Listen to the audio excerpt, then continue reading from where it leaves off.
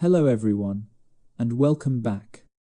Imagine opening your eyes, not in the world, you know now, with its soft blankets and streetlights glowing outside your window, but in a place where the darkness feels heavier, thicker, almost alive. The wind does not just pass by. It presses against the walls, as if testing the strength of the little cabin you call home.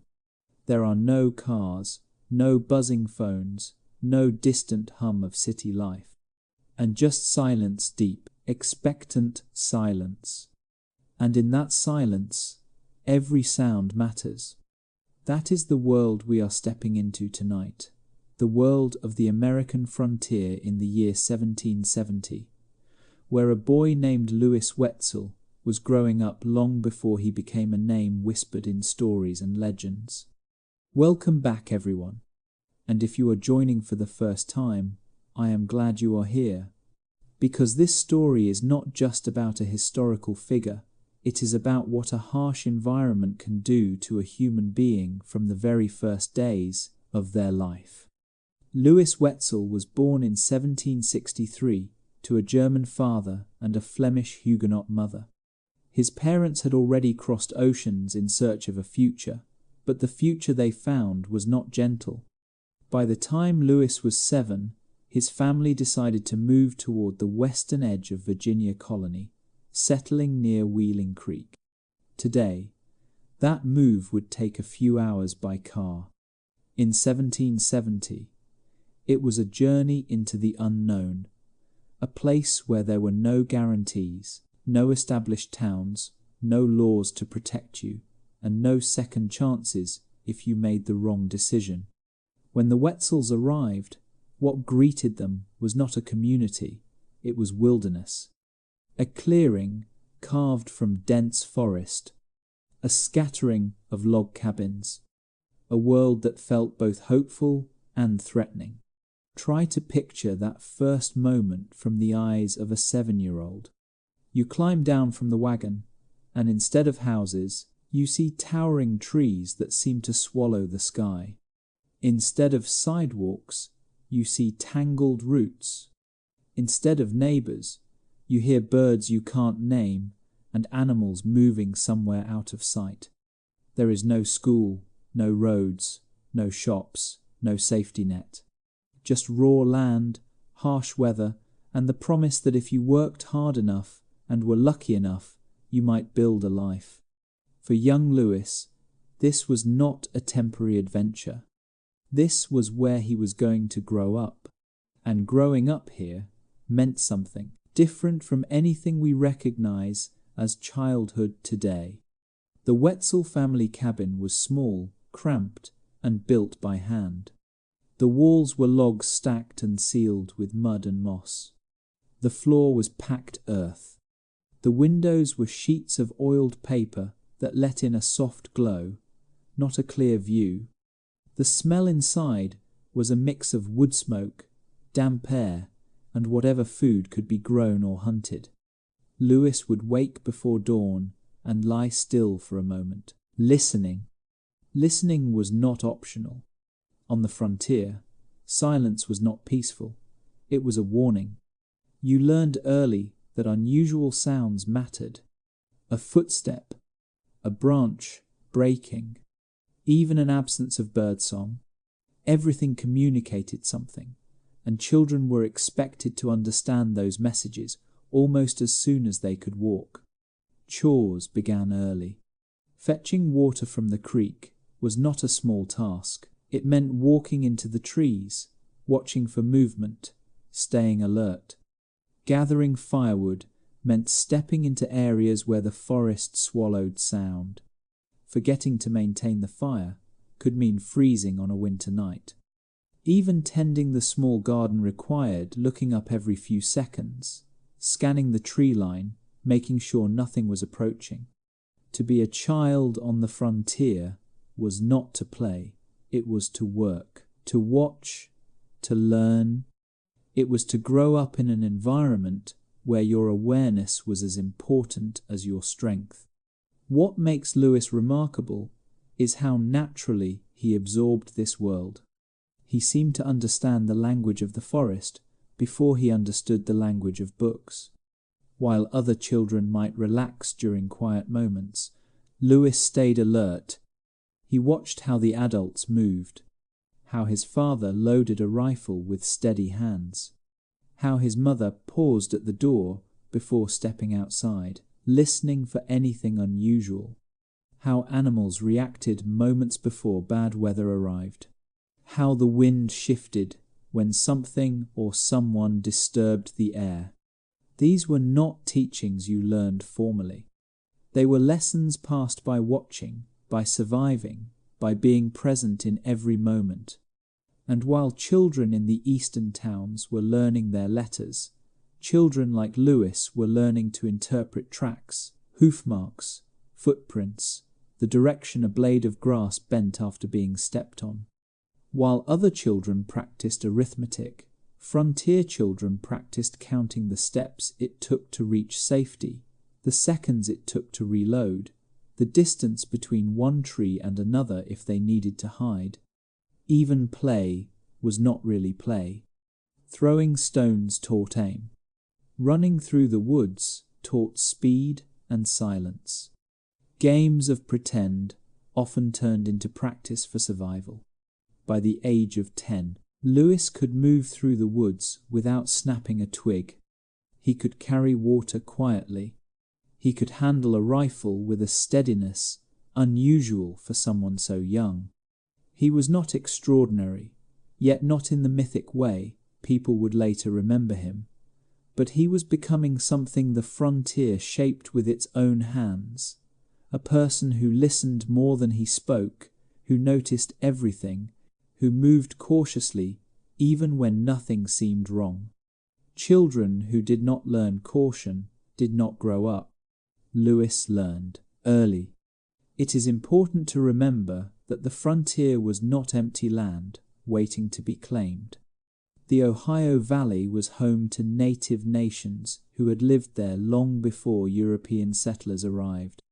Their relationship with the land was deep and spiritual, and their communities were strong, complex, and interconnected. As more settlers pushed west, competition for space, resources, and safety created a constant state of tension. This was not a simple story of one side versus another. It was a complicated, fragile, and often tragic collision of worlds. And for families like the Wetzels, this tension was part of daily life. You did not know when conflict might arise. You only knew that you had to be prepared for it. Now, imagine being a child in the middle of that. Imagine knowing that danger, not the abstract idea of danger, but real, immediate danger was always possible, that the forest could protect you by hiding you, or endanger you by hiding someone else, that every rustle of leaves mattered, that every unfamiliar sound deserved your full attention.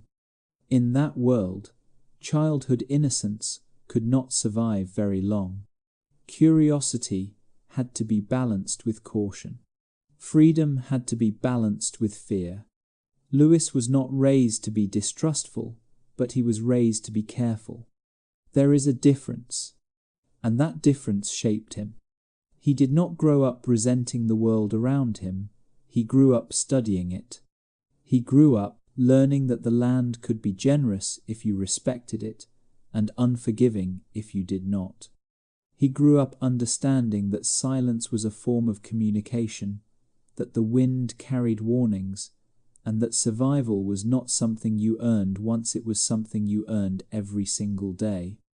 By the time Lewis reached the age where most modern children begin exploring their personalities, his sense of self was already closely tied to the frontier. He was not just living in the wilderness. He was becoming a part of it. He walked differently, listened differently, noticed differently.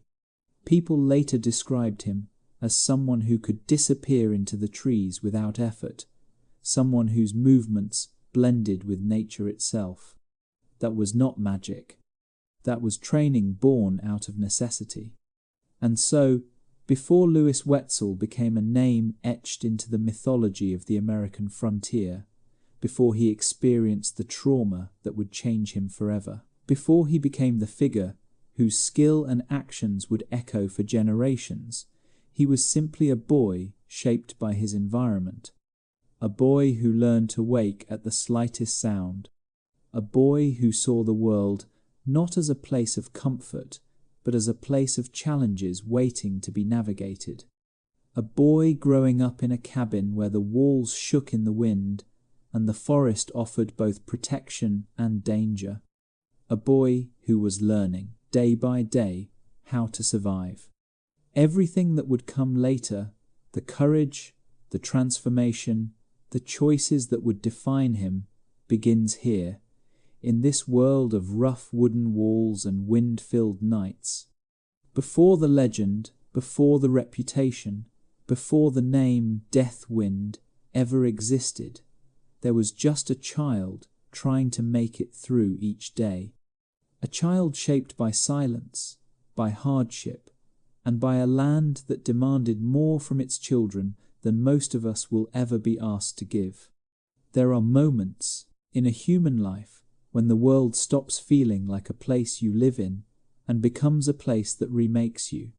Moments that press so deeply into your memory that everything afterward bends around them, the way a river bends around a stone. For Lewis Wetzel, that moment arrived when he was barely in his early teens, still more boy than man, but already carrying the quiet alertness of someone who had learned to listen to the forest as if it were a second language. And one morning the forest answered back in a way that would change him forever. The day began like any other. The chores, the faint smell of smoke curling upward from the cooking fire, the soft morning mist settling across the clearing. But the frontier was unpredictable, and routine was something you could never trust. The Wetzel cabin, like many scattered along the edge of the Ohio Valley, existed in a constant state of vulnerability. Life was peaceful only in appearance, the way a calm river can hide a fast undertow. And on that day, the undertow rose without warning. Lewis and his younger brother were outside, doing tasks no child today would be asked to do alone, carrying water, checking animals, gathering kindling. To a modern mind, these seem like chores. To them, they were the threads holding survival together. But in the stillness of the morning, something shifted. A sound that did not belong. A silence that stretched too long. A feeling in the air that every frontier child learned to recognize, even if they could not explain it. Before they could react, their world closed in. In that brief moment, the safety of home vanished. Lewis found himself disoriented, overwhelmed, and forced into a situation no young person should ever have to face. What happened was not a scene from a storybook, but a stark reminder of how fragile frontier life was. And yet, what stands out most is not the fear, but the clarity that settled into him. While most children would freeze or collapse under panic, something in Lewis's mind sharpened. It was not bravery, not yet. It was instinct. The instinct of a boy who had spent his childhood quietly observing the world and learning its rhythms. He and his brother were taken, forced into movement, pushed away from the life they had known. The forest that once felt like a familiar companion now felt deeper, darker, filled with uncertainty. But even in fear, Lewis paid attention. Every bend in the trail, every shift in the foliage, every sound in the underbrush. This was not awareness learned from books. It was the acute sensitivity of someone who had been raised in a world where the smallest detail could mean the difference between returning home or never being seen again. As the hours passed, something changed in Lewis. The initial terror did not vanish, it transformed. It hardened into a quiet focus. There are accounts that say he was injured during this ordeal, but even then, his mind did not cloud. Pain did not break him. It clarified him. He began noticing patterns in the movement around him, the pace, the spacing, the moments when the group slowed or relaxed. He watched the terrain. He memorized direction by sunlight. He marked their path in his mind with the precision of someone collecting clues for a future he refused to give up on. This is the moment where Lewis's childhood ended. Not when he grew older, not when he learned to hunt, not when the frontier taught him to listen, but here, in this forced march, where his understanding of danger crystallized into something almost preternatural. He stopped being a passive participant in the world and became someone who, even wounded and afraid, was looking for any chance to shift his fate. That chance came in the quiet hours when watchfulness loosened. Accounts say Lewis waited, holding his breath, not just for an opportunity, but for the right one. That distinction is important. A reckless attempt would have doomed him and his brother. But Lewis had learned to see openings the way other people saw shadows. When that sliver of possibility finally appeared, a moment of inattention, a shift in posture, an overlooked detail, he acted not with the desperation of a child, but with the deliberation of someone twice his age. What happened next stayed with him for the rest of his life. The escape was not a single burst of movement. It was a calculated decision, followed by a rush of instinct, adrenaline, and the raw will to live. Lewis managed to free himself, and instead of running blindly, he did something extraordinary. He guided his younger brother with him. Even in chaos, he remembered every landmark he had noted, every angle of sunlight, every subtle feature of the path. The forest, that moments earlier felt like a prison, now became his guidepost home. Step by step, breath by breath, he moved through the dense undergrowth with a focus that seems impossible for someone his age.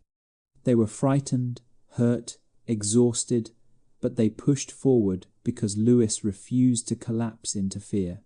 He was not running away, he was navigating. And when at last he managed to lead them back towards safety, back toward the world that had been taken from them just hours earlier, something fundamental inside him had changed. Children often grow in small, gradual ways. Lewis grew in a single day.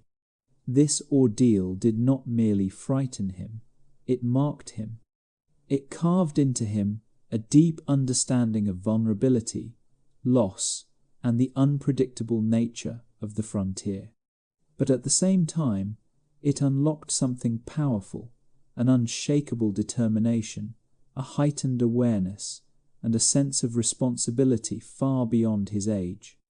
He had faced a moment where everything could have ended, and instead of being broken by it, he emerged sharper, more focused, and quietly resolved. From then on, Lewis did not just walk through the forest, he read it. He did not just hear sounds, he interpreted them. He did not just go through daily tasks, he prepared for possibilities others could not imagine. His mind had been rewired by experience, reshaped by the understanding that danger could arrive at any moment, and that survival depended on readiness, instinct, and the willingness to act when others hesitated. This was the transformation that would define him. The moment a boy began, the slow, silent shift toward becoming a figure whose skills would one day seem almost unreal to those who heard his story. He did not become extraordinary overnight, but the seed was planted here in this moment of fear and clarity, where childhood gave way to something harder, stronger, and far more complex. And so, long before his name would travel through cabins and campsites, long before people whispered stories about his uncanny abilities, long before the legend formed, there was this two brothers in the forest, running toward home, guided by the mind of a child who would never again see the world in the same way. There are certain moments in life when you look at someone and sense that something inside them has shifted forever. After the ordeal that reshaped his childhood, Lewis Wetzel returned home not as the same boy who had left, but as someone whose senses had sharpened, whose instincts had deepened, and whose mind had begun processing the world differently. And over the coming years, those changes did not fade. They expanded. With every passing season, Lewis grew more attuned to the frontier, as if the land itself were teaching him lessons that no parent, no elder, no community could ever fully explain. The escape that once defined him became only the beginning. As he entered his early teens, Lewis was still slender, still quiet, still seemingly unremarkable to anyone judging him by size or age. But if you watched him carefully, you would notice the difference immediately. He moved with a fluid awareness, almost like an animal that had learned to blend into its environment. He did not stomp, did not shuffle, did not announce himself. He slipped from one place to another with the ease of someone who understood every inch of the ground beneath his feet. Children his age might shout or laugh loudly during chores, but Lewis's steps were deliberate, measured, and almost silent. Not because he was trying to impress anyone, but because silence had become second nature. On the frontier, carrying a rifle was a part of life, but for Lewis, it became something more. He watched the way adults handled their weapons, how they loaded powder, positioned their fingers, checked their surroundings, and he did not just imitate them. He absorbed every technique and then refined it through endless practice. As the months turned into years, the rifle became an extension of his body, something he understood intuitively. People later told stories of him being able to reload with astonishing speed, able to prepare his weapon even while moving. But legends often blur the line between fact and exaggeration. So what matters most is not whether he was unbelievably fast, but that his dedication to mastery was unmistakably real. What shaped him was not talent alone. It was repetition, attention, and an almost obsessive commitment to learning. While others would take breaks between tasks, Lewis practiced. He studied the wind. He timed how long his hands needed to prepare powder. He practiced, aiming until he could keep his arms steady even when he was tired. His focus was not motivated by vanity or by the desire to become known. It came from a deep internal understanding that on the frontier, skill was not optional. It was survival, and the forest noticed him back. Over time, Lewis developed a relationship with the environment that bordered on uncanny. He could tell when an animal had passed through an area simply by the way leaves shifted underfoot.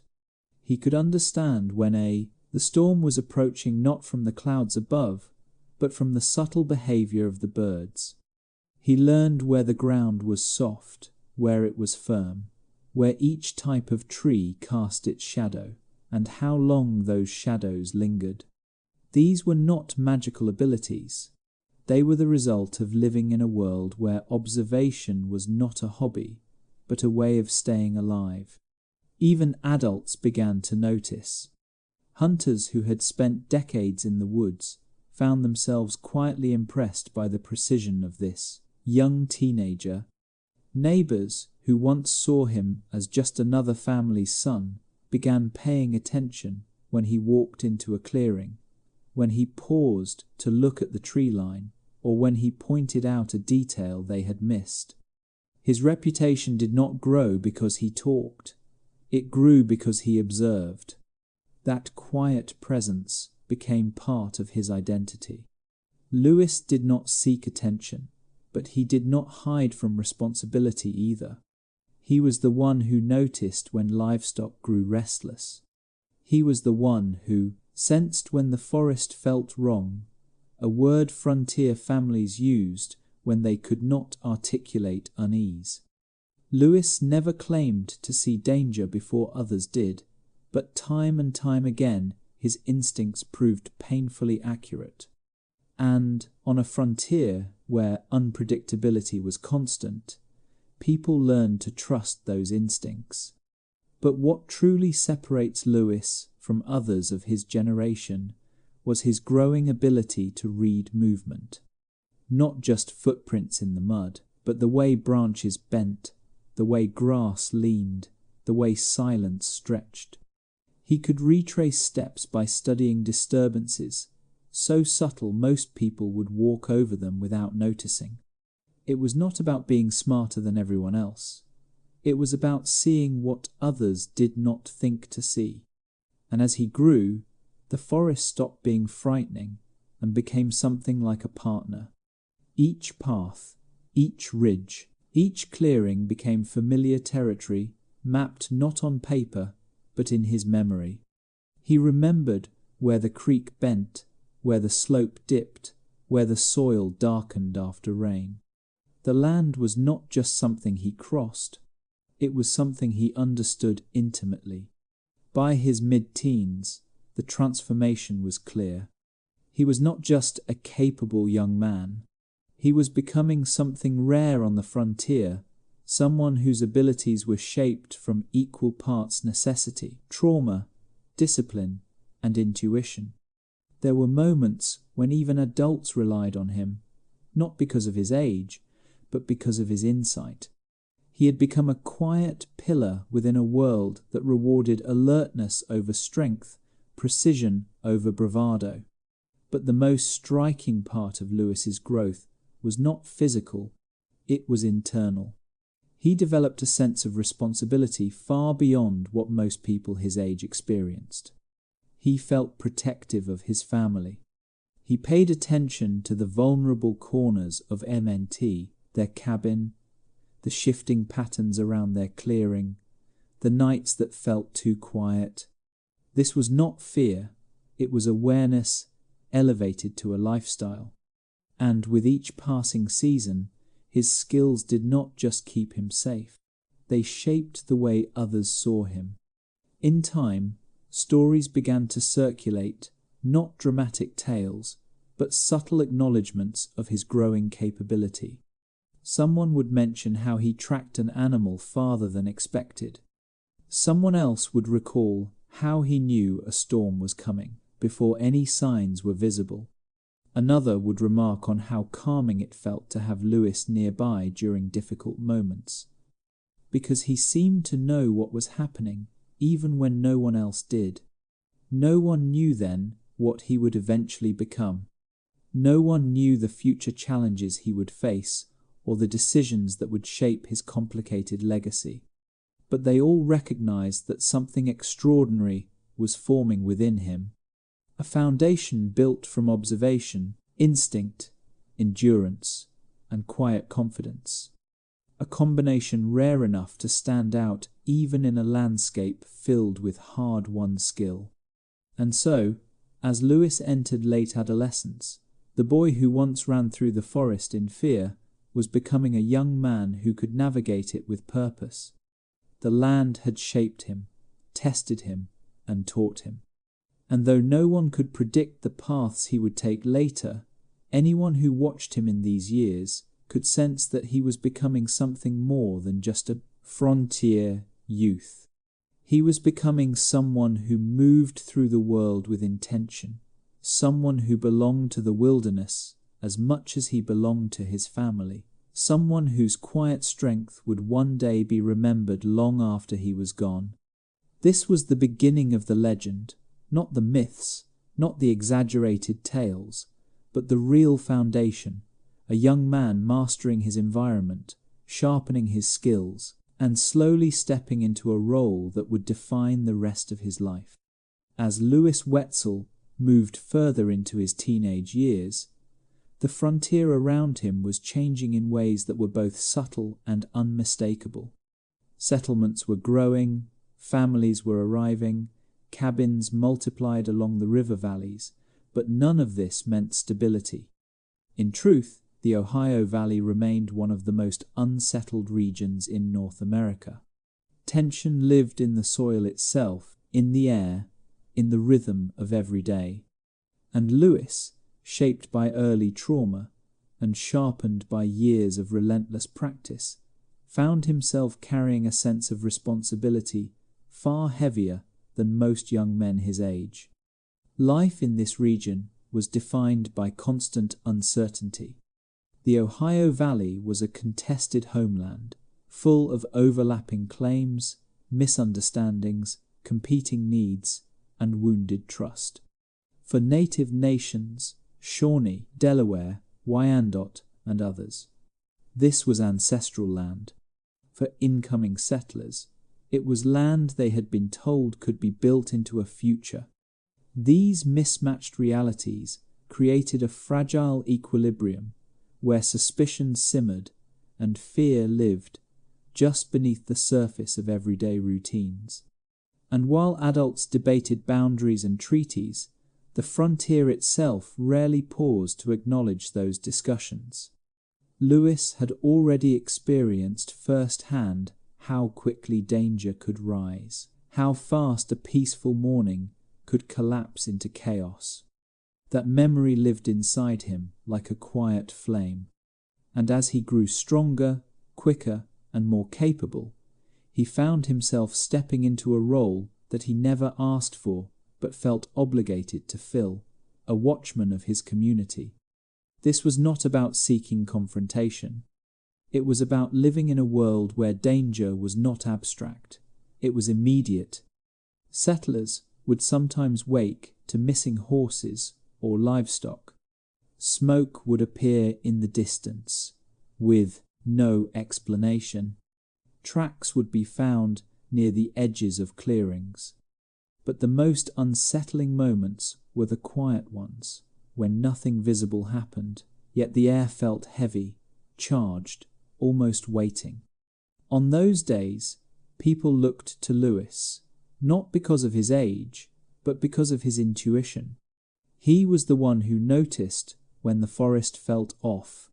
He could sense when something was approaching long before anyone saw or heard it. And when families gathered at dusk, locking their doors, securing shutters, and praying for an uneventful night, Lewis would often remain awake, listening to the wind, studying the shadows, reading signs that others overlooked. It was not bravado. It was not desire. It was necessity born from experience. In these years, Lewis's skills shifted from impressive to extraordinary. He could follow a trail through dense brush where others saw only leaves and twigs. He could tell when a track was fresh or several hours old. He could predict direction by examining the smallest disruptions, an overturned stone, a blade of grass leaning the wrong way. People began to say he had a sense for where danger moved, not because he made dramatic claims, but because his observations repeatedly proved accurate. And as tensions in the region escalated, Lewis increasingly found himself in situations where his abilities were not just helpful, they were vital. Frontier families needed someone who could guide them, warn them, and, when necessary, protect them. There were moments when alarms were raised late at night, when footsteps or distant sounds sent fear rushing through the settlement. In those moments, Lewis often reacted before anyone else did. He did not wait for instructions. He acted. This period of his life marked the beginning of what later stories would describe often dramatically, as his personal war. But the reality was more complicated, more human, and less theatrical than legend suggests. Lewis was not driven by glory or notoriety. He was not motivated by an abstract ideology. He was motivated by memory, specifically the memory of being helpless, the memory of losing control of his world, the memory of seeing his younger brother's fear during their capture. These experiences shaped a vow he never said aloud, but lived every day, that he would not be caught unprepared again, and that he would do everything in his power to keep the people around him safe. This inner commitment grew stronger as he witnessed the ongoing instability along the frontier. When threats emerged, he responded not with impulsiveness, but with the calculated decisiveness of someone who understood the stakes. His actions were not reckless. They were planned, controlled, and fueled by a sense of protection rather than aggression.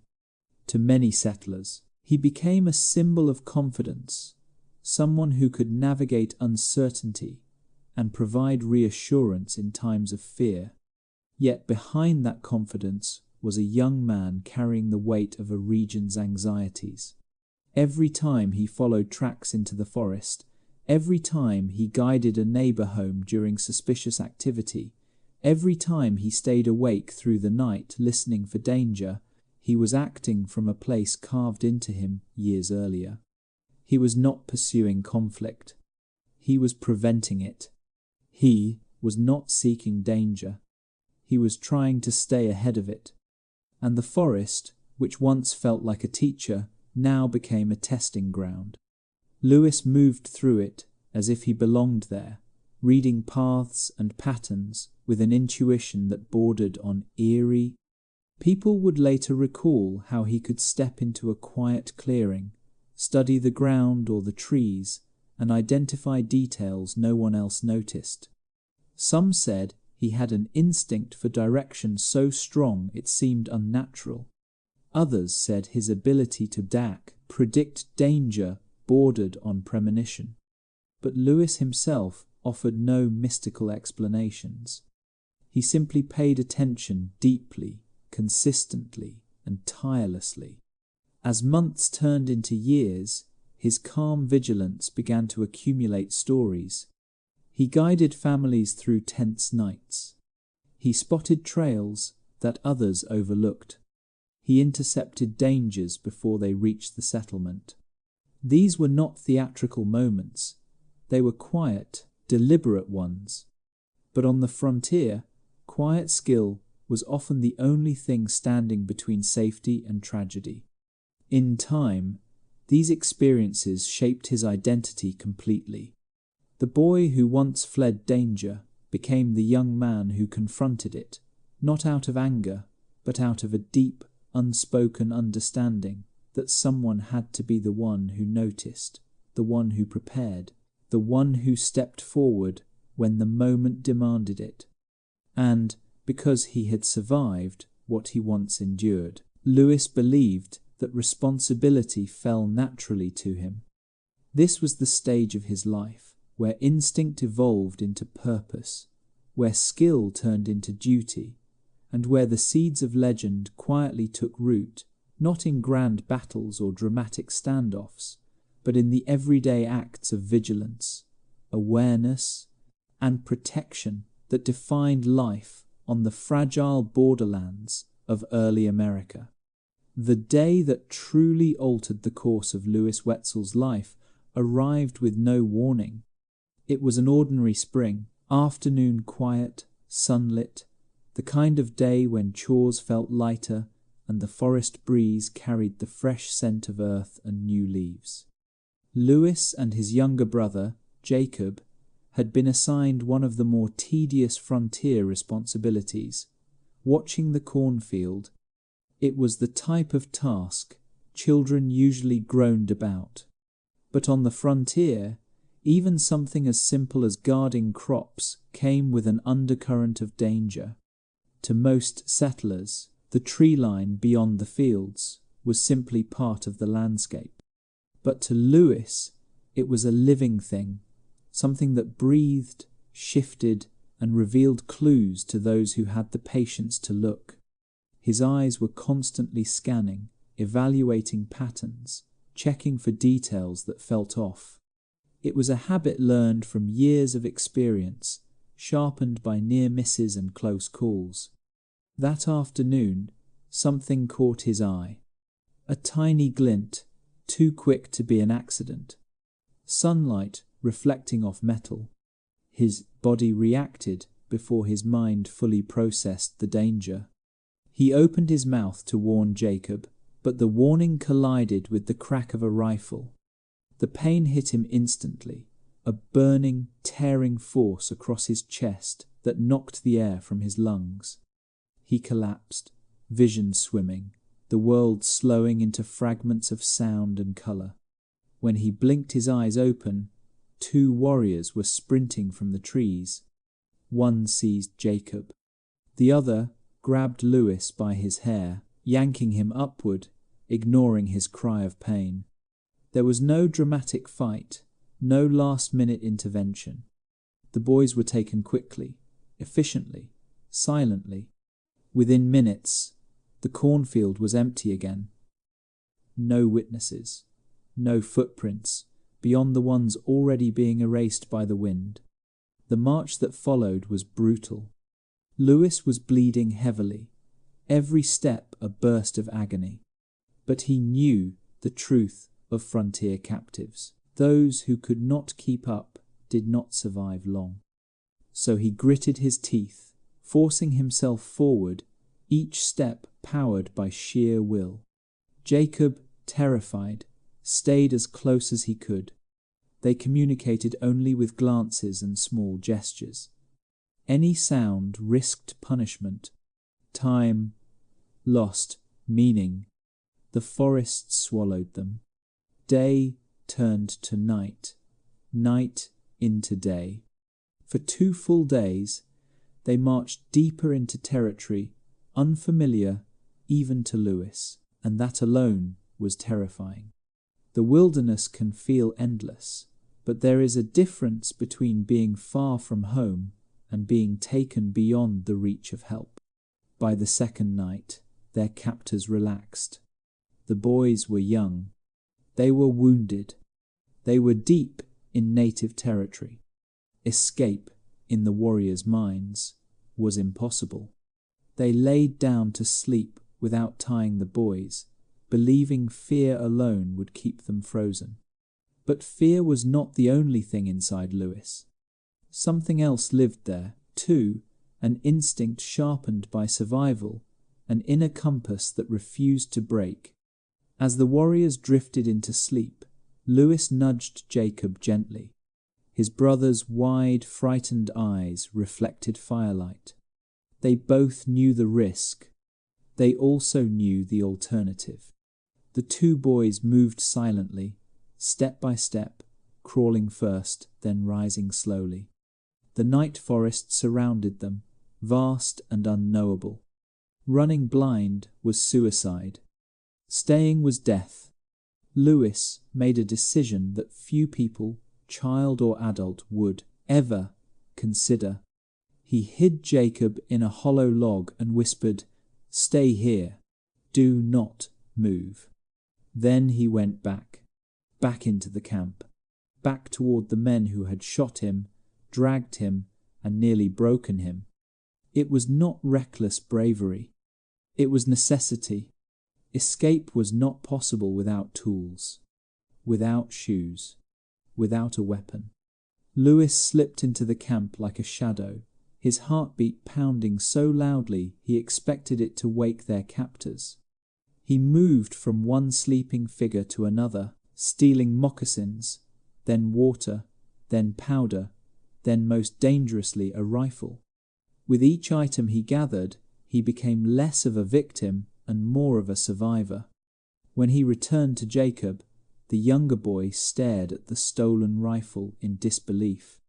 "Are you crazy?" he hissed. "They will kill us." "They have to catch us first," Lewis whispered. "And we won't let them." Their escape began quietly, but dawn exposed everything. The warriors discovered the theft, found tracks, and immediately began pursuit. The forest exploded with movement and shouts. Lewis pushed himself harder than he ever had, doubling back, crossing streams, scrambling up ridges, anything to confuse and delay their pursuers. Yet he knew the truth. You cannot outrun experienced trackers forever. Their only hope was the Ohio River.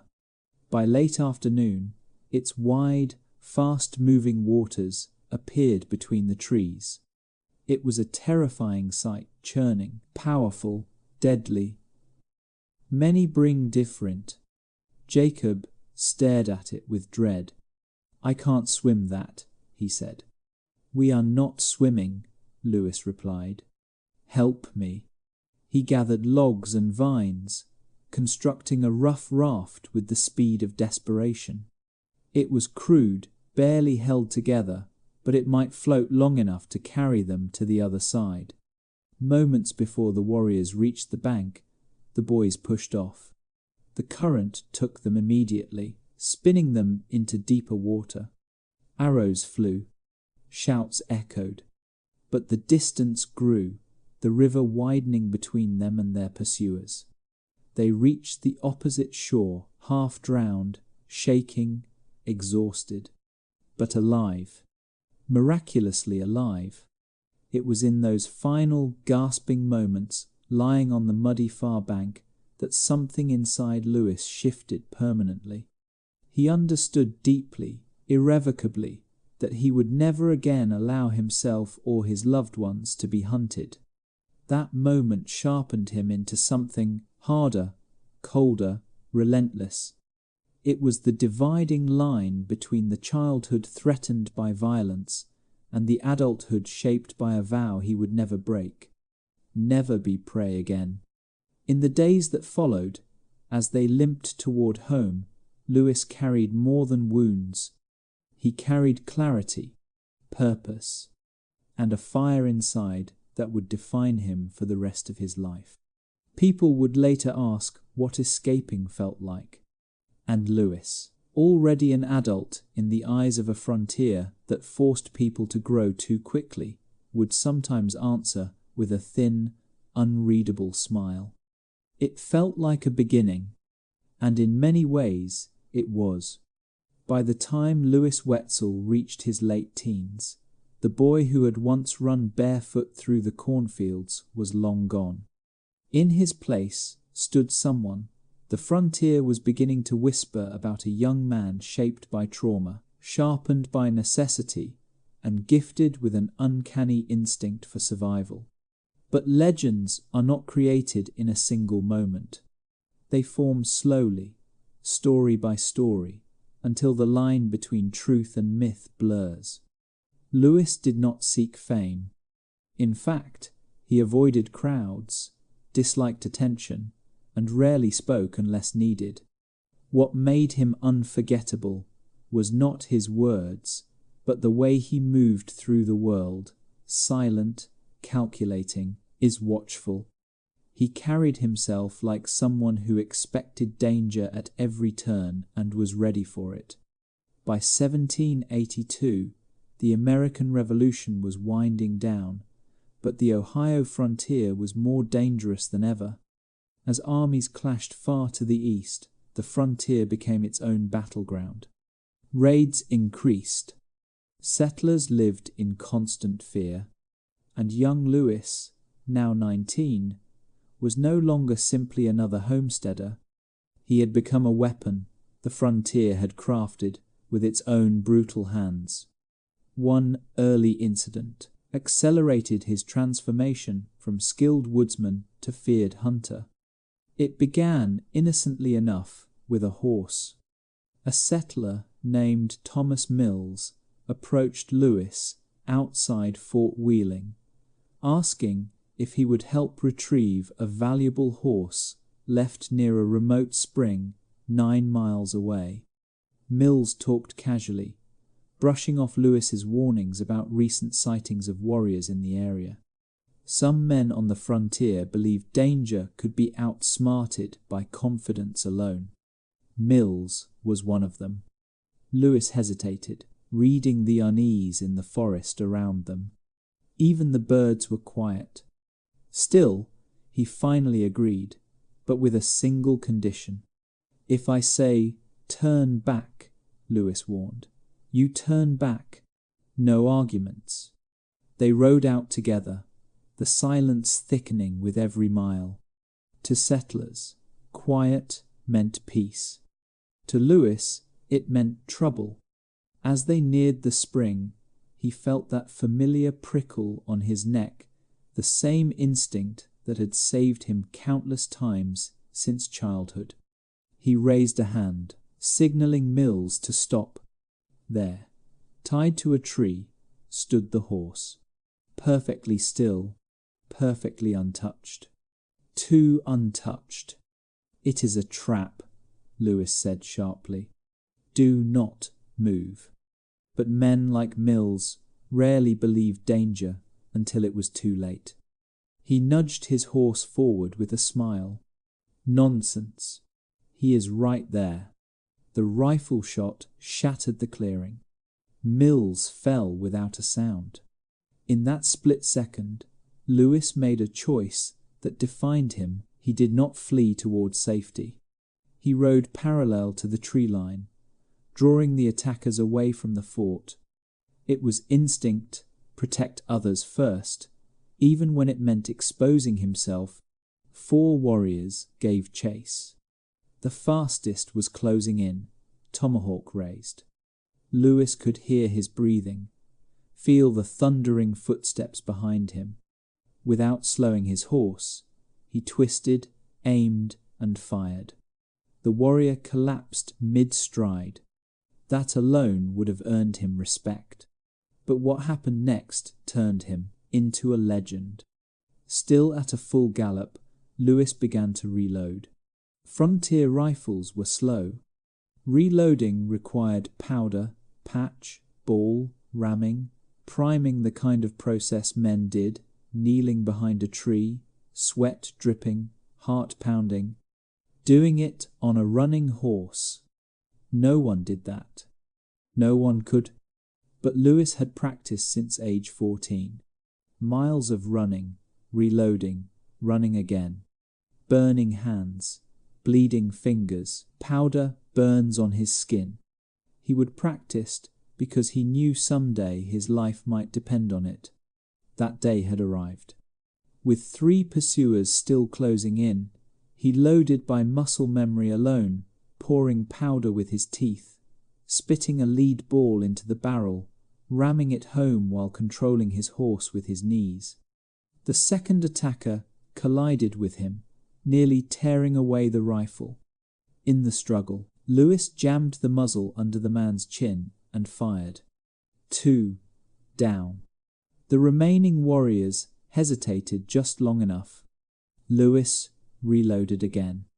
When one tried to hide behind a too narrow tree, Lewis fired cleanly through the exposed shoulder. The 4th turned and ran, shouting warnings in his own language. No chase that man. Him gun always loaded. It was the first time anyone had said it aloud. It would not be the last. Stories of Lewis's impossible reloading trick spread through settlements and villages alike. Around frontier fires, men whispered about him with awe and fear. He would become more than a man. He was starting to become a presence, a force. But fame was not what changed Lewis.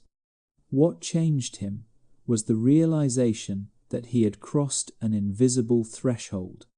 He was not merely defending, he was hunting. People came to him for advice, for protection, for guidance. And when trouble erupted, they instinctively turned to him first. The Ohio Valley was a place where lives were saved, not by laws or treaties, but by those who could read the world with sharper senses than everyone else. Lewis was one of those rare few. And something else shifted. the warriors took notice.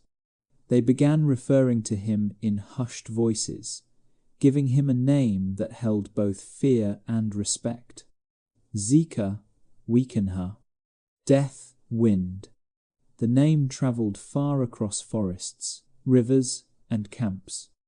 Warriors spoke of a silent presence that moved like a breeze through the trees, a shadow that could not be predicted, a hunter who struck without warning and vanished without trace.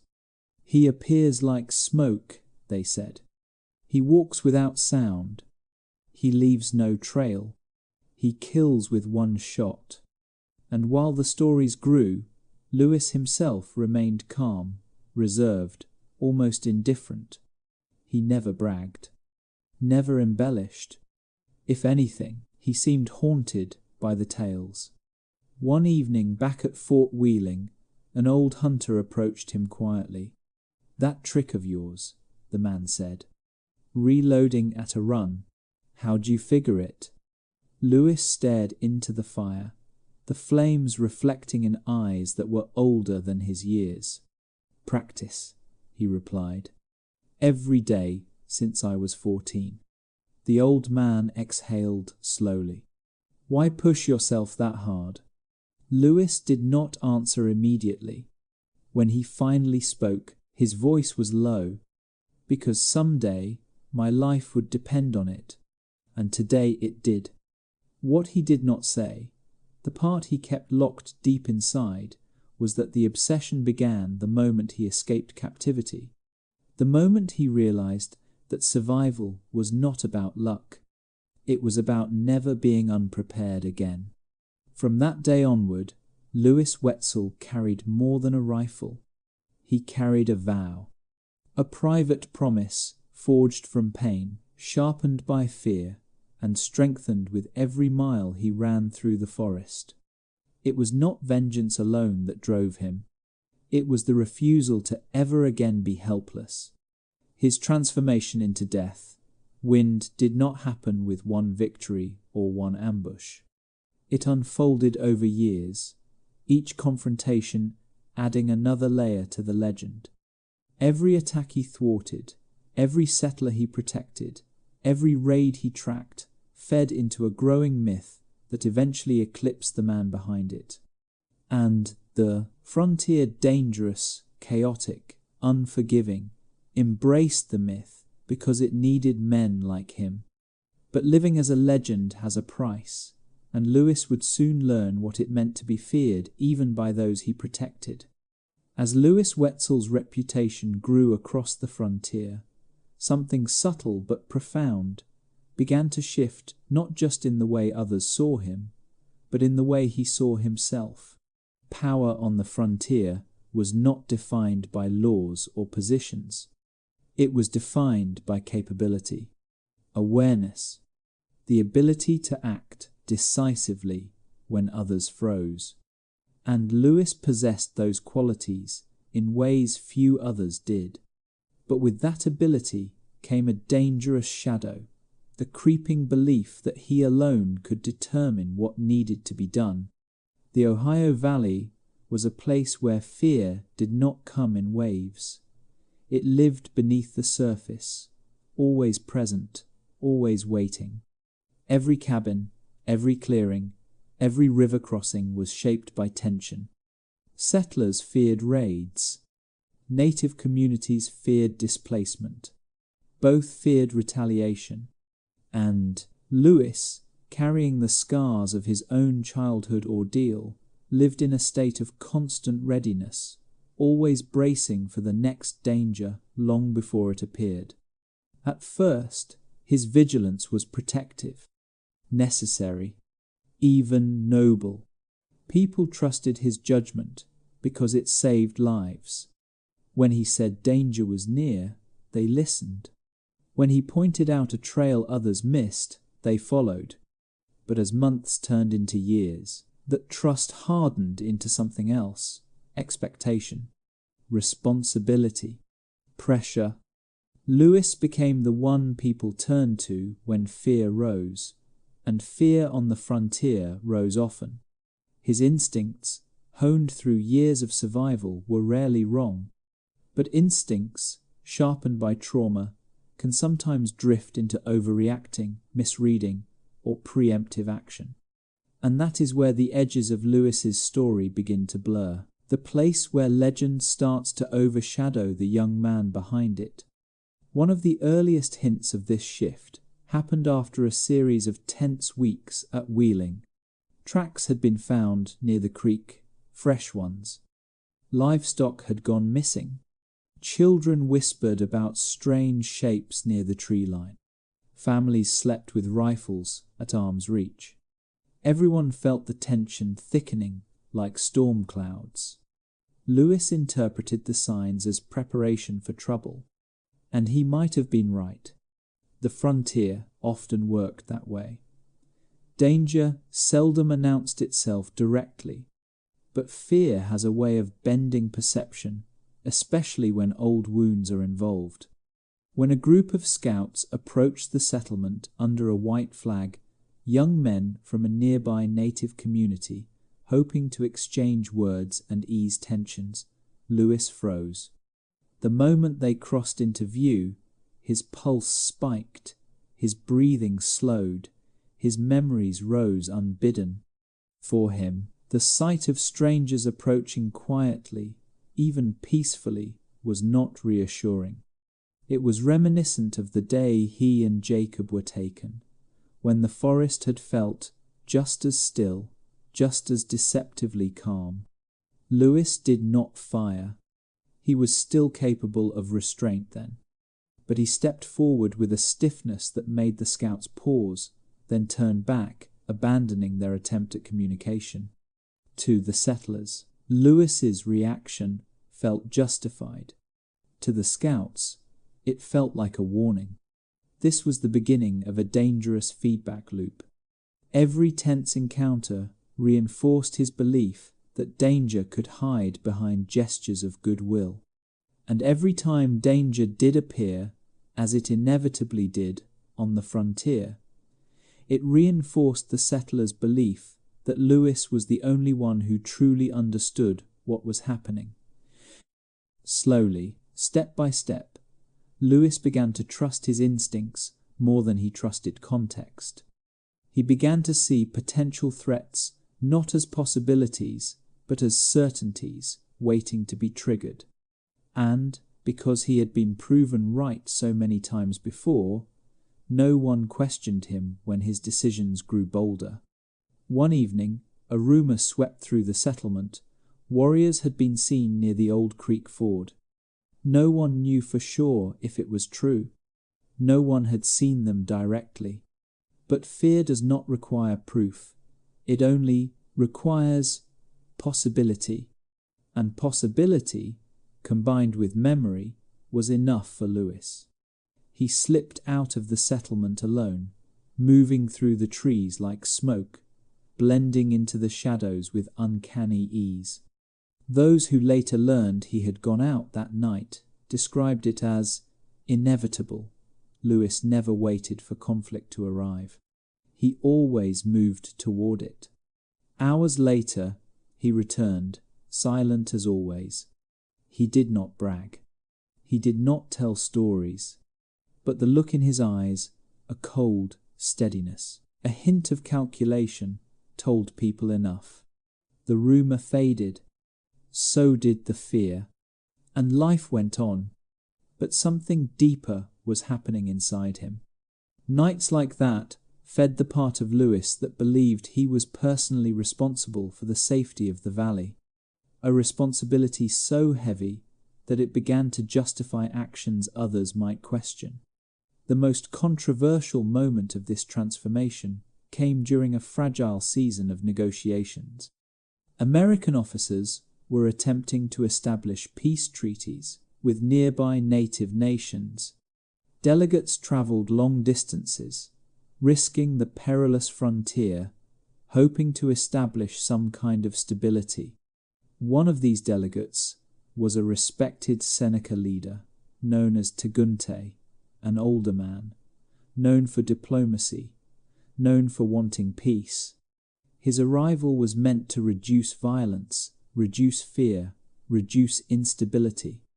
But Lewis did not see it that way. To him, every envoy, every messenger, every approach carried echoes of that childhood capture. Trauma reshapes logic. It does not erase intelligence. Lewis was very intelligent. It does not erase skill. He was unmatched. It simply colors interpretation. The day Tegunte approached, unarmed, and carrying a white symbol of truce, settlers watched from the windows of Wheeling Fort.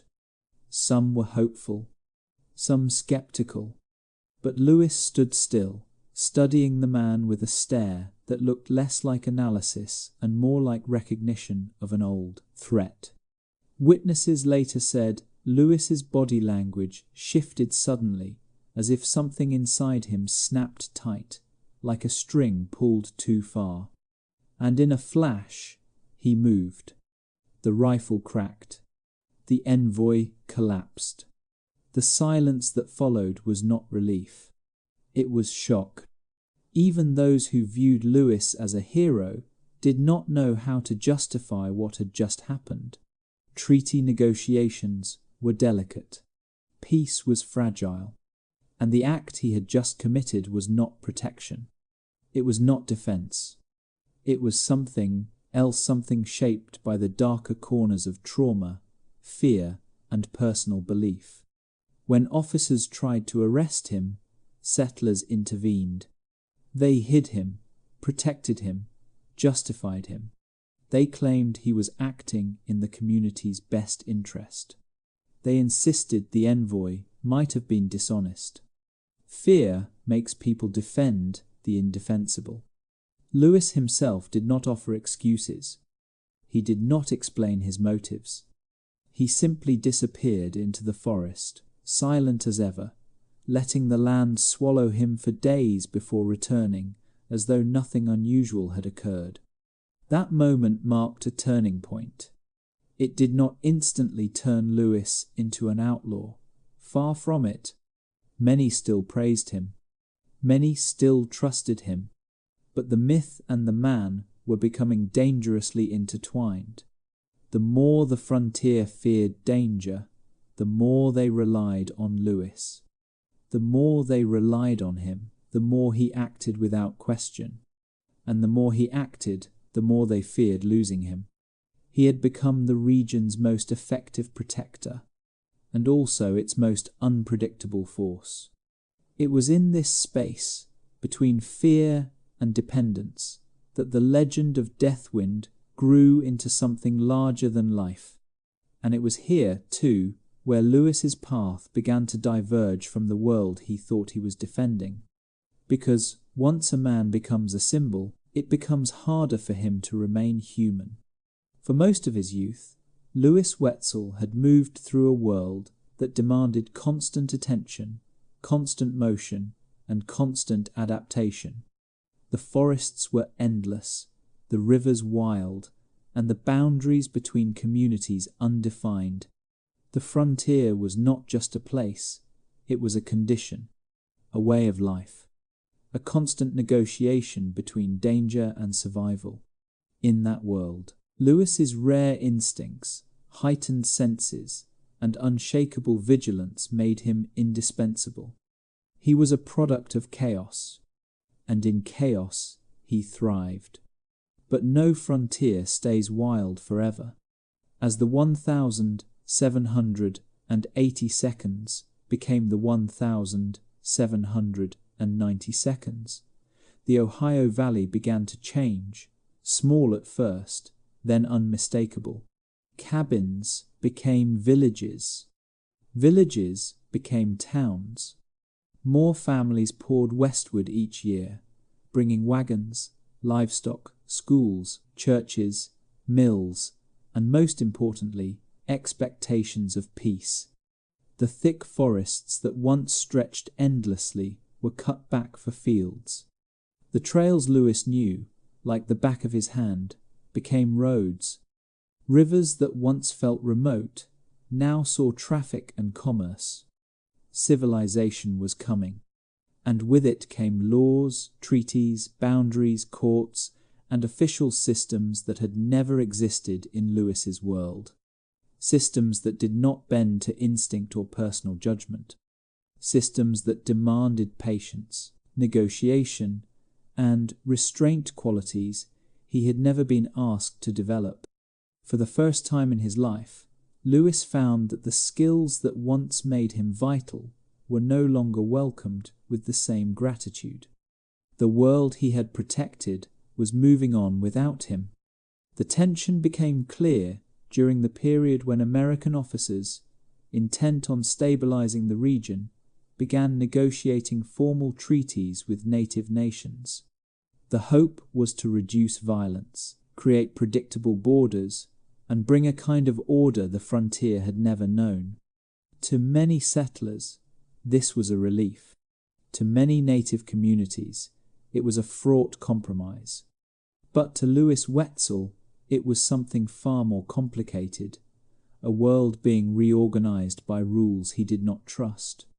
Lewis had grown up in a world where danger could not be negotiated, where peace did not come from signatures on parchment, but from vigilance, readiness, and decisive action. Every fibre of his being had been shaped by that reality.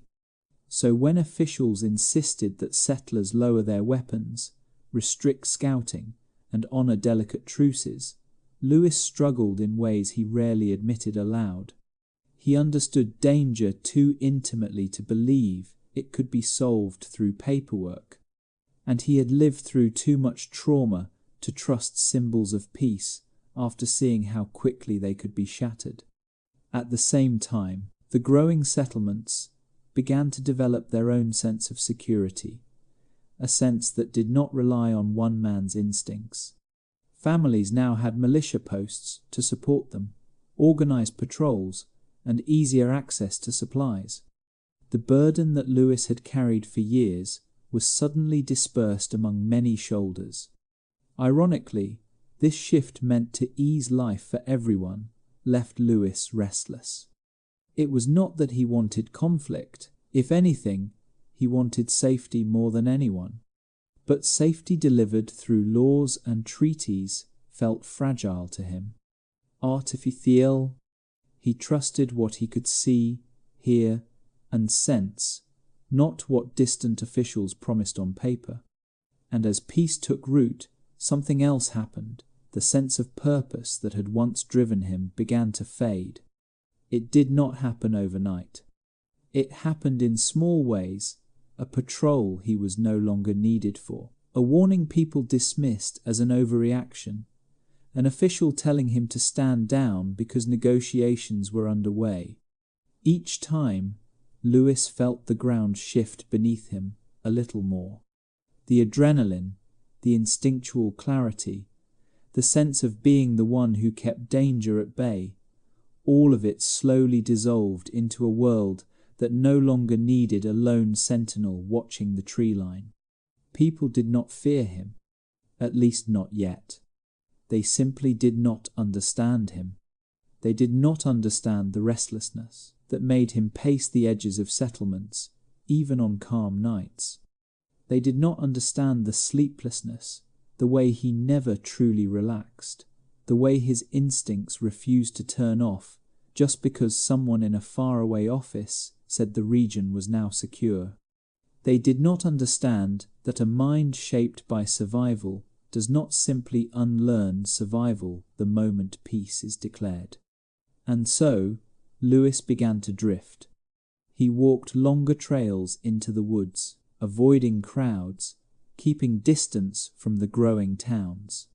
He hunted alone, tracked alone, slept farther from settlements than he ever had. Some said he was searching for something.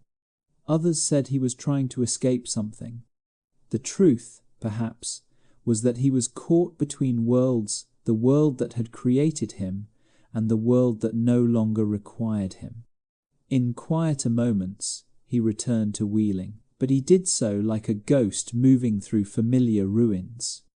Children who once watched him with awe now saw him as a strange, solitary figure whose presence felt out of place in a community trying to become civilized. Adults treated him with a mix of respect and discomfort, grateful for what he had done, unsure of what he might do next. Yet Lewis was not angry. He was lost. The forest, once full of danger and purpose, now felt strangely empty. The towns, once dependent on him, now operated without him. The region itself seemed to be telling him something he did not want to hear. Your time is ending. Your world is changing. And you do not belong here anymore. People close to him later described this period as the beginning of his decline, not of physical ability, but of direction. A man built for a dangerous world had been left standing in a safer one, with no role to fill. His instincts had nowhere to go. His vigilance no longer had meaning, and the shadows that once held real threats became, instead, reminders of a life that had shaped him and then abandoned him. But a man like Lewis, whose identity had been forged in constant motion, could never stay lost for long. The shrinking frontier did not destroy him. It propelled him toward something new, something uncertain, something far beyond the Ohio Valley. It pushed him toward wandering, and toward the part of his story where the wilderness was no longer his only companion, where foreign territories, distant officials, and unexpected imprisonment awaited him. A part of his life where the legend of Death Wind would collide repeatedly with the expectations of a changing nation. But before any of that unfolded, Lewis had to face the uncomfortable truth that the world he once protected no longer needed him. And, for a man who had survived by defining himself through purpose, that realization was the most dangerous frontier of all. That when the frontier began to shrink, Lewis Wetzel did not collapse under the weight of change. He drifted away from it, pulled by a restlessness that felt older than he was. With the Ohio Valley filling with farms and villages, he no longer recognized the world he had once defended. The rhythm of danger he had lived by for so long had quieted into something unfamiliar, something almost peaceful.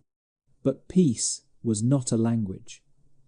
Lewis spoke fluently, and so, like many men who outlived the purpose that once defined them, he slipped away from his old life and followed the pull of the wilderness southward. At first, people assumed he would return. Wheeling had always been his home base, the fort where children once stared at him in awe, and adults whispered his name around firelight. But days turned into weeks, and weeks into months, and the realization quietly settled in: Lewis was gone. Not vanished. Not missing, just gone in the way a man goes when he can no longer stand still. He travelled with the same silent efficiency that made him legendary. Through forested hills, across river valleys, deeper and deeper into territories where settlements were thinner and wilderness still held its old power. He followed game trails, river currents, and instincts sharpened over decades. Sometimes he joined traders or hunters for short stretches, sharing a campfire, but never a story. Other times he navigated alone, moving through the world like a shadow passing through moonlight. His wandering eventually led him into the Mississippi Territory, and from there into Spanish Louisiana, a region far removed from the places that had shaped him.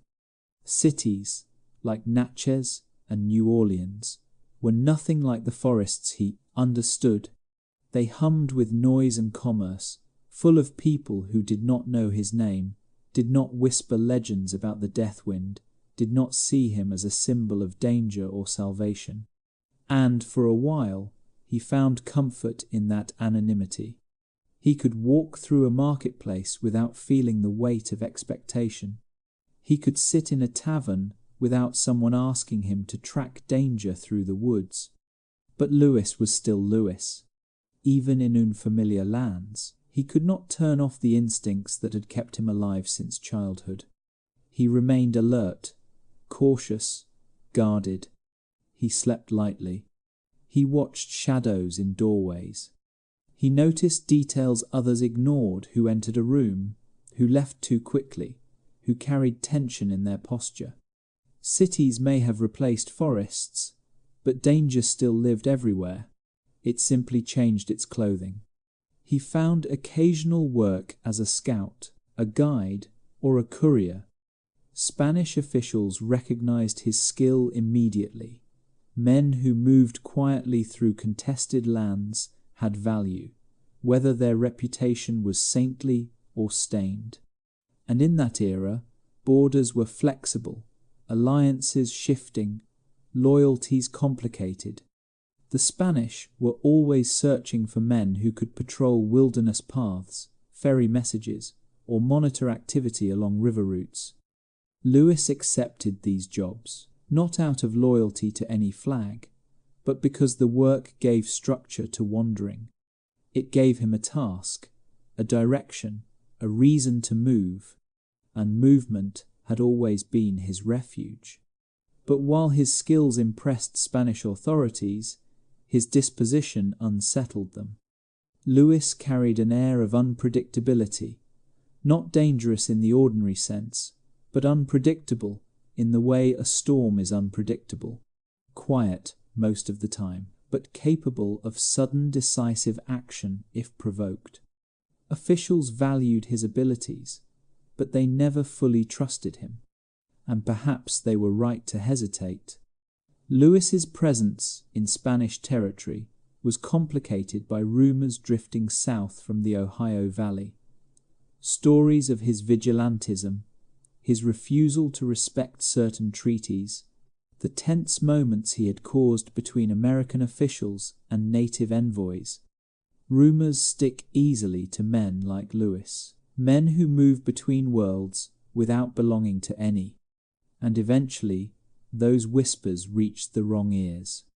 One day, in New Orleans, Spanish soldiers approached him in the casual, practiced way that suggested the decision had been made long before they appeared. They did not threaten him. They simply informed him that he was being detained for disturbing regional stability. The accusation was vague by design. Lewis did not resist. He did not fight. He simply watched, silent and unreadable, as they bound his hands and led him through narrow streets toward the city prison, a dark, humid structure of stone and iron that smelled of mildew, sweat, and despair. For a man who had spent his entire life navigating open forests, the confinement was agonizing. The walls seemed to press inward. The air felt stale. Nights were long, thick, and suffocating. He had always been able to track the passing of time by the movement of the sun, the shifting of the wind, the sounds of the forest. In prison, time became shapeless. Hours dissolved into each other until the difference between dawn and dusk barely mattered. But Lewis did not break. He endured the same way he had endured everything else, silently, inwardly, relying on the strength that came from years of surviving far worse than a cell. What made this imprisonment different was not physical discomfort. It was the realization that the world was continuing without him. For the first time, he was not moving. He was not protecting. He was not tracking.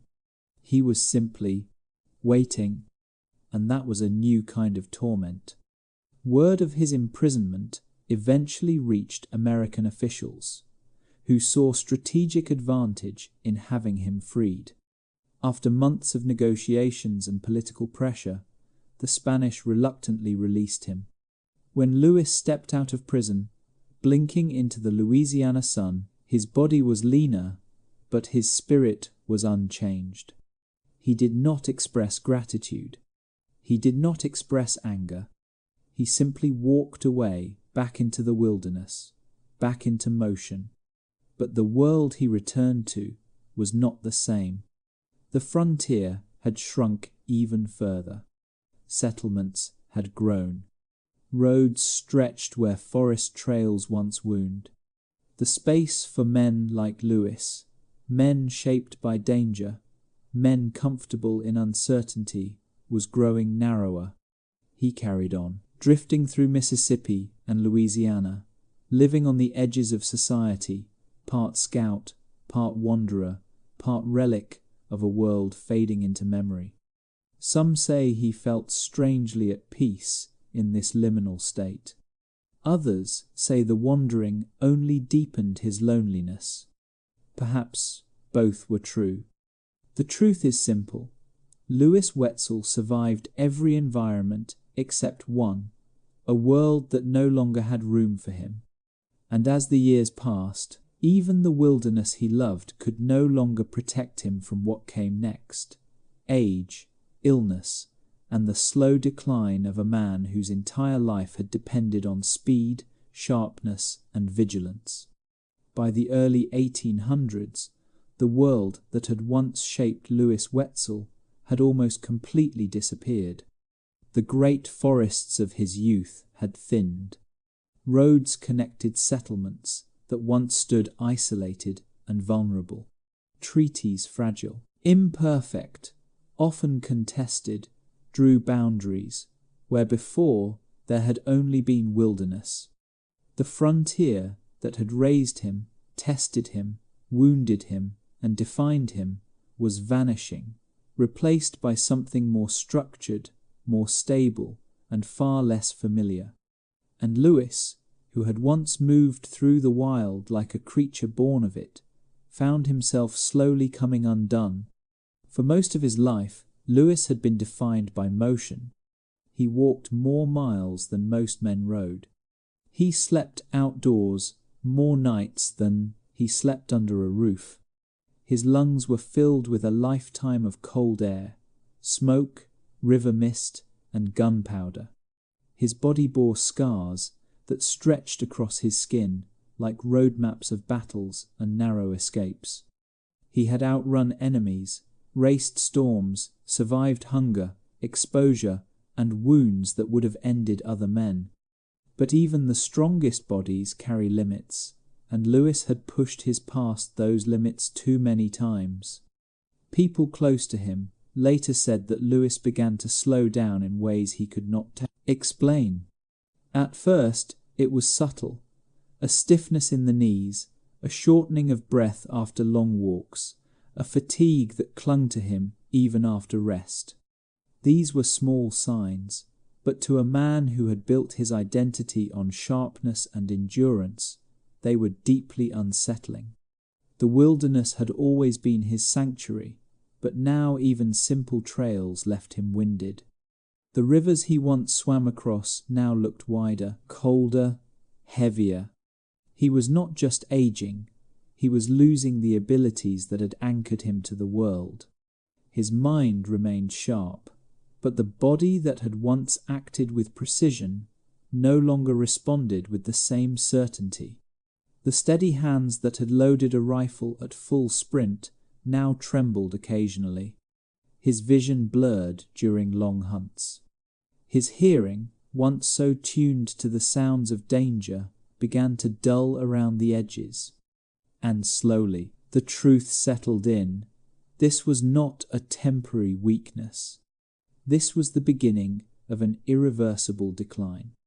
Lewis drifted through Mississippi Territory, traveling less frequently and staying longer in the homes of relatives or old acquaintances.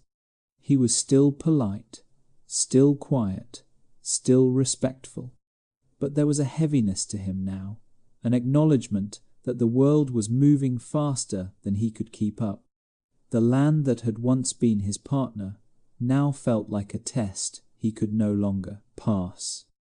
At some point, around 1807 or 1808, he fell ill with what frontier families called swamp fever, likely a mosquito-borne disease such as malaria or a severe chronic infection, made worse by years of exhaustion. Illness on the frontier was relentless. There were no hospitals, no antibiotics, no trained physicians nearby. Remedies were improvised, uncertain, and often ineffective. Lewis tried to fight the sickness the way he fought everything, quietly, stubbornly, refusing to show weakness. But illness is a different kind of enemy. It does not hide behind trees or move through the shadows. It wears a person down slowly, steadily, without giving them anything to chase, track, or confront. It was the one opponent Lewis could neither outrun nor outthink. Those who tended to him said he remained alert even when bedridden, still listening to the environment, still scanning the world with the instinct of someone who had spent a lifetime expecting danger. But now, the danger came from within, and no amount of vigilance could stop it. There is a quiet tragedy in watching a man built for storms fade during a calm season. Lewis Wetzel had endured the harshest winters, the longest hunts, the most dangerous encounters. He had survived captivity, wounds, battles, and years of wandering. But in the end, his decline was slow, steady, and painfully human. As news of his worsening condition spread through families who knew him, some came to visit. They expected the fierce figure the frontier had whispered about, the silent scout, the tireless woodsman, the man who moved like a shadow. Instead, they found someone thinner, weaker, but strangely peaceful. His body had diminished, but his eyes still carried the same depth, the same awareness, the same quiet intensity. He was no longer a force of nature. He was a man looking back at a life that felt larger than the body that had lived it. Lewis did not speak much near the end. He never boasted about his past. He never retold the stories that others exaggerated into legend. He simply rested, watched the horizon, and accepted the truth that every frontier eventually reaches its boundary, sometime around 1808. The exact date lost to the uncertainty of history.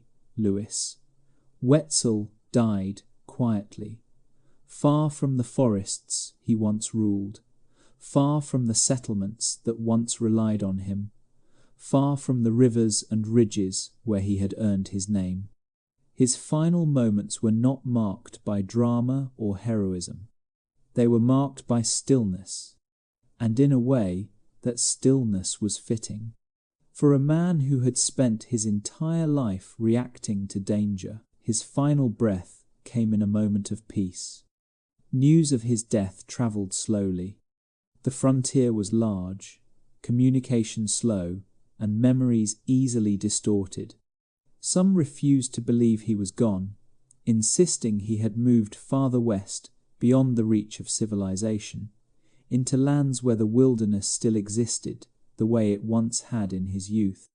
Others accepted his passing and told stories around fires, turning the man into myth, reshaping him into a symbol of the era that was rapidly fading.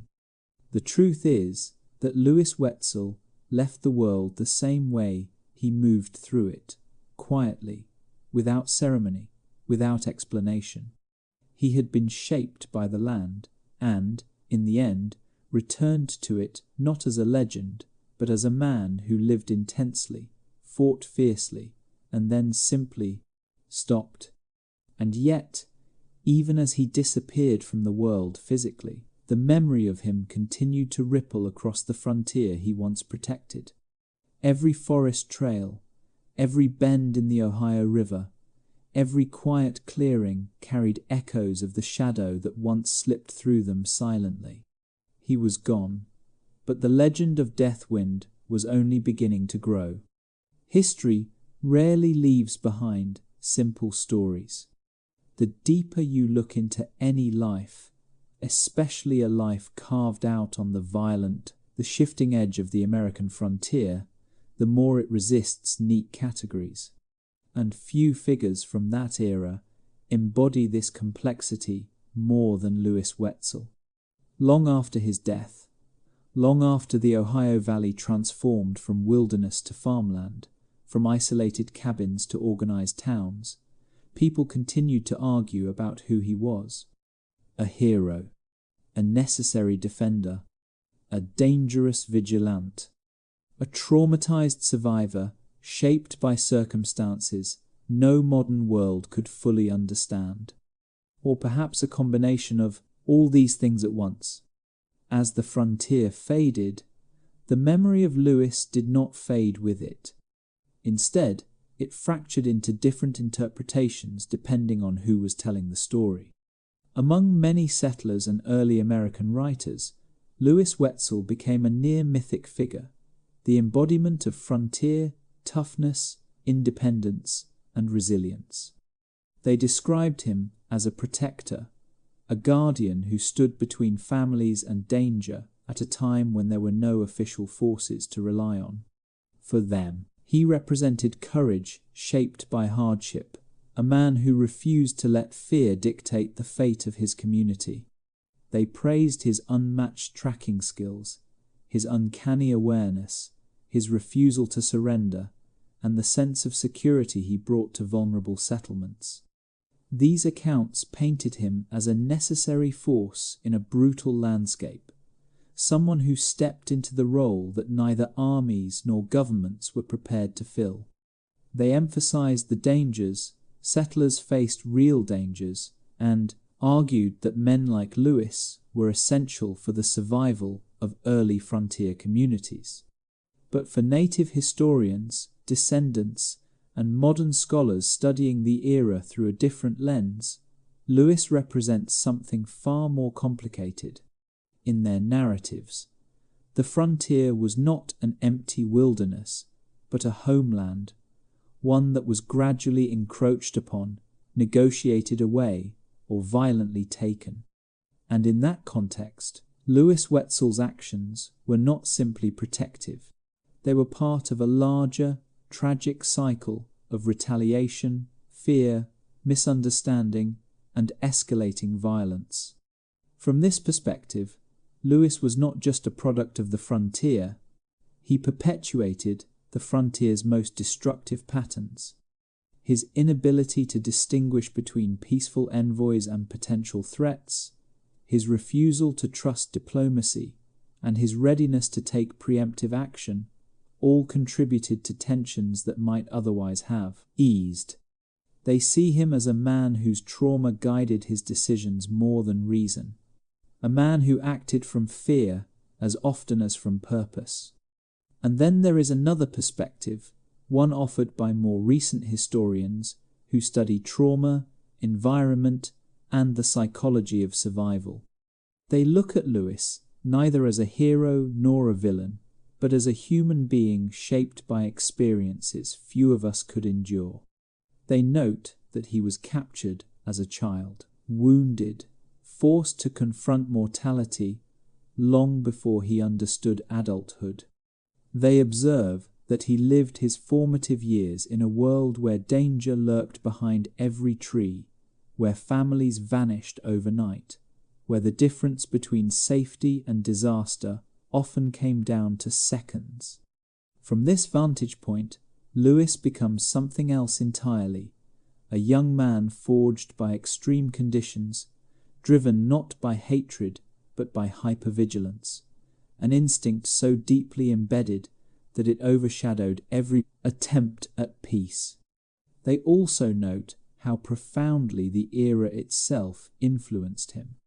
Life on the 18th century frontier was not shaped by modern concepts of justice or diplomacy. It was shaped by chaos, scarcity, and constant fear. Every group, native and settler alike, lived with uncertainty, limited communication, and deep mistrust of promises that could not be enforced. In such a world, individuals like Lewis emerged as both protectors and disruptors, because the line between the two roles was often thin and shifting. And so his legacy becomes a mirror. What you see in Lewis Wetzel often reflects what you bring to the story. If you romanticize the frontier, he is a heroic sentinel. If you mourn the loss of native homelands, he is a symbol of violence. If you study trauma, he is a survivor shaped by wounds that never healed. If you view history through nuance, he is all of these at once, and none of them entirely. His life raises uncomfortable questions that still echo across American memory. Can a man be both protector and aggressor? How do we judge actions committed in a world defined by danger? How much responsibility do individuals bear when they were raised in circumstances where fear, threat, and conflict were daily realities? Is it fair to judge an 18th century man by modern standards, or must we try to understand him through the brutal, unstable world that shaped him? And then there is the question that lingers beneath all others. Who might Lewis Wetzel have become if he had been born in a time of peace? Would he have grown into a skilled explorer, a respected ranger, a guide who bridged communities instead of dividing them? Would his extraordinary senses and instincts have made him a legend of a different kind, a naturalist, a surveyor, a leader? Or was the man inseparable from the era, his identity so intertwined with conflict that peace would have left him unmoored, as it eventually did? The answer is unknowable. But what is clear is that Lewis Wetzel's story forces us to confront the complexity of the American frontier, not the simplified version found in movies or folklore, but the real one, a place of fear, resilience, misunderstandings, tiny acts of courage, and irreversible tragedies.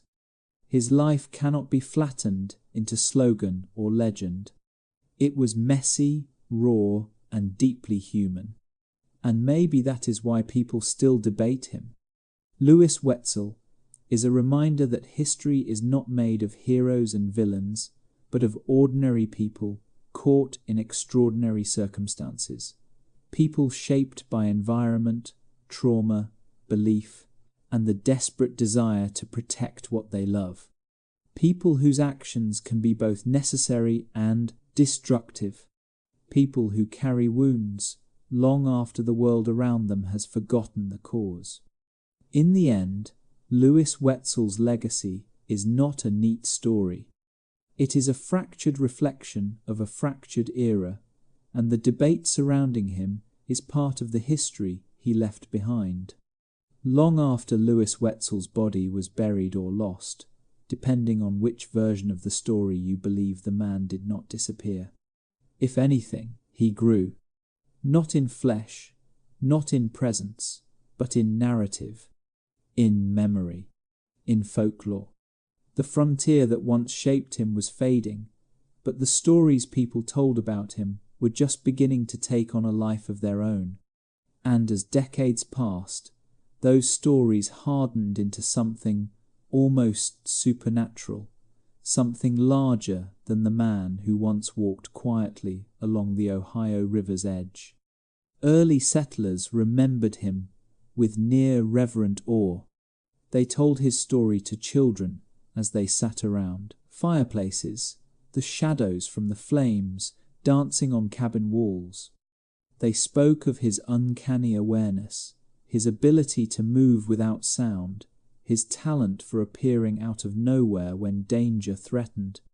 They spoke of him the way earlier generations had spoken of legendary scouts and hunters, men who had seemed born from the wilderness itself.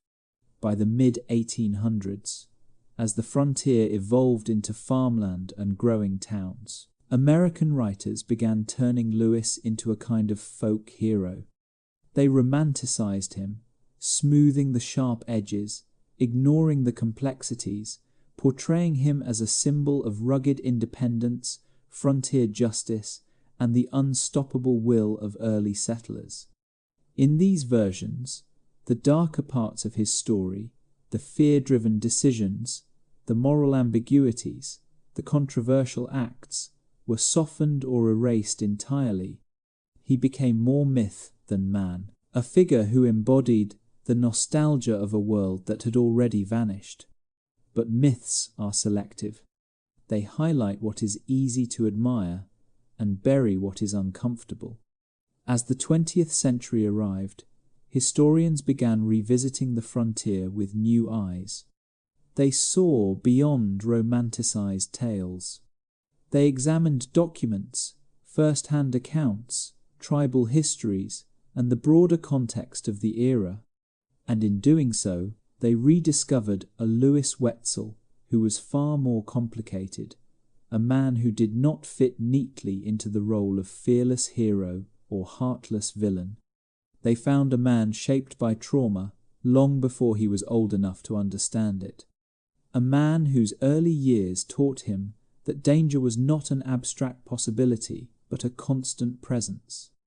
A man raised in an environment of deep mutual fear between settlers and native nations, where misunderstandings led to violence, and violence led to retaliation in an endless cycle.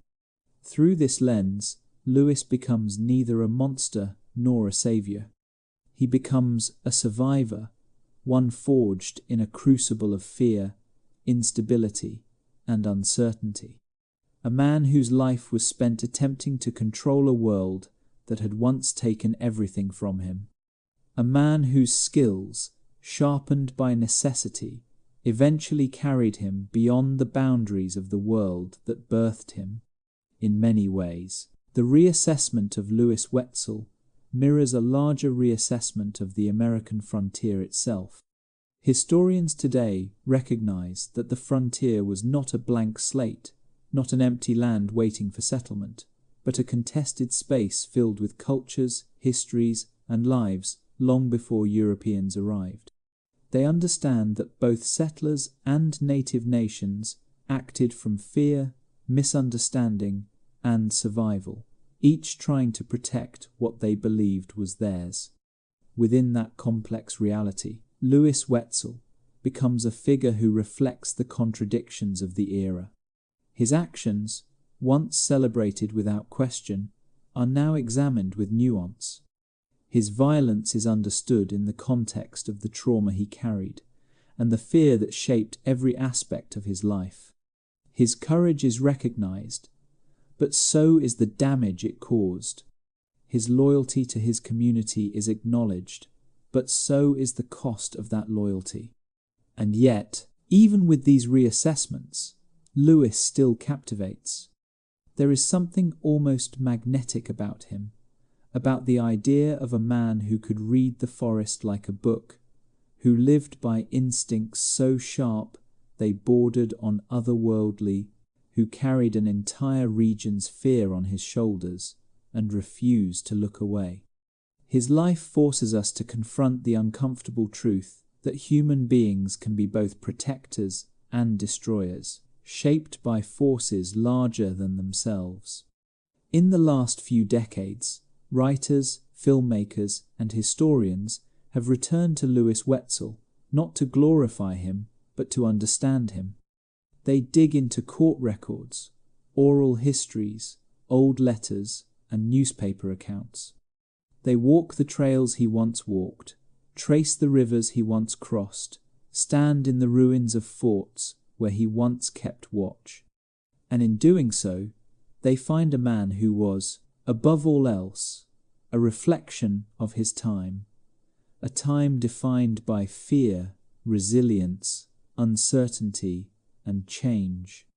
Some modern scholars argue that Lewis should be remembered primarily as a tragic figure, someone who never healed from early trauma and spent his entire life trying to control what had once controlled him.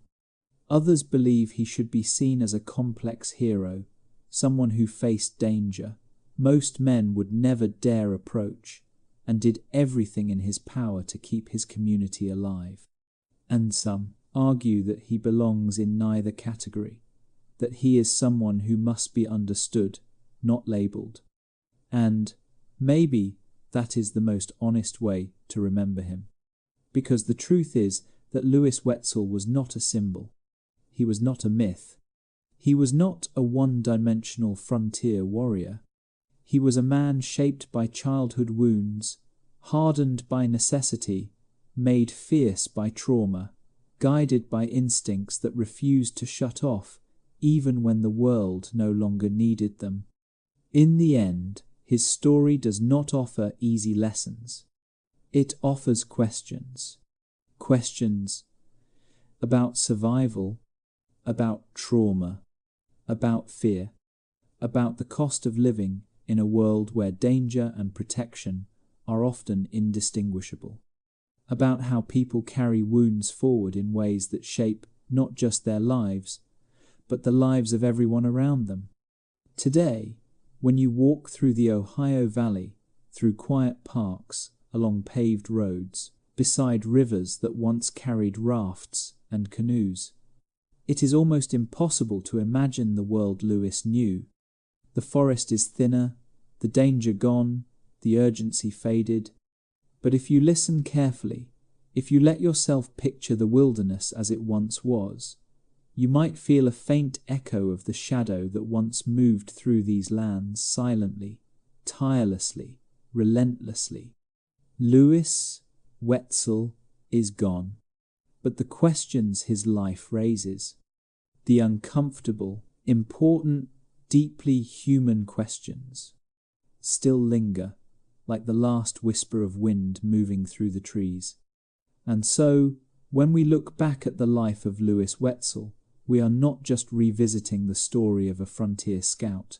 We are stepping into the complicated heart of an era that was equal parts opportunity and violence, courage and fear, hope and heartbreak. His life forces us to acknowledge that the people who shaped early America were not carved from simple molds. They were human beings, living through circumstances most of us can hardly imagine today, circumstances that demanded instinct over certainty, reaction over reflection, and survival over everything else. Lewis was not a hero in the clean, uncomplicated way our legends like to present, nor was he a monster. He was a man shaped by his environment, sharpened by trauma, and driven by a fierce desire to protect the fragile world he called home. A man who carried wounds long after they stopped bleeding. A man who lived intensely and faded quietly. A man who, whether we agree with his choices or question them, leaves behind a story that refuses to fit neatly into anyone's narrative. Maybe that is why he continues to fascinate us. Because his life reminds us that history is made by people who are flawed, frightened, brave, and breakable all at once. It reminds us that every legend begins with a human heart, and that understanding the past requires us to look honestly at the shadows as well as the light. If nothing else, Lewis Wetzel's story shows us how deeply environment shapes identity, and how hard it is to outrun the worlds that make us. Thank you for spending this time with me, and for walking through this long, winding frontier story. If you enjoyed this journey into history, its myths, its truths, and its complicated humanity, I hope you will join me again in the next video. Until then, take care of yourself, be kind to the world around you, and I will see you in the next story.